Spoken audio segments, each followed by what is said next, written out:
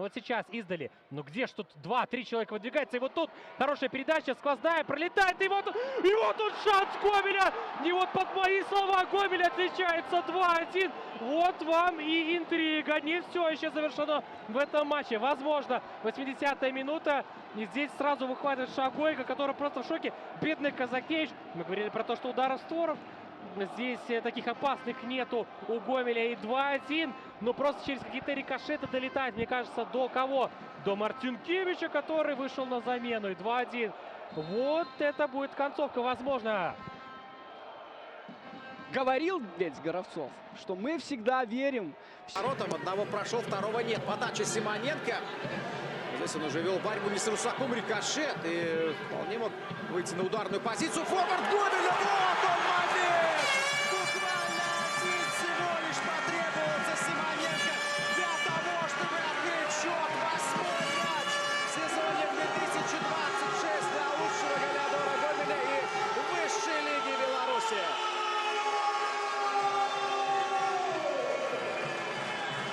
Потрясающее исполнение. Изумительный удар в угол, с которым не справляется Дмитрий Гущенко. Очень интересная история, что Артем Каратай прибежал аж из ворот своих отпраздновать это взятие ворот. Но ты бы вот, если брал какой-то старт этой атаки, ты бы вот откуда? С какой ошибкой? Мне показалось, что Русак изначально еще в борьбе с Лисакович, по-моему, был, да? Мог сыграть несколько иначе.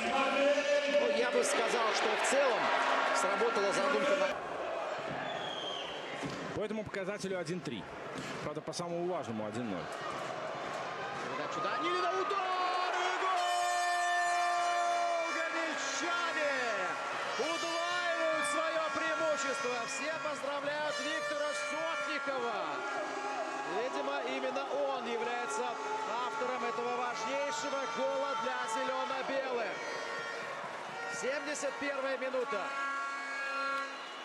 Подача в штрафную площадь. И Виктор Сотников перевисел всех в воздухе. Давайте смотреть еще раз. Дальний угол. И нет шансов никакущих у Дмитрия Гущенко.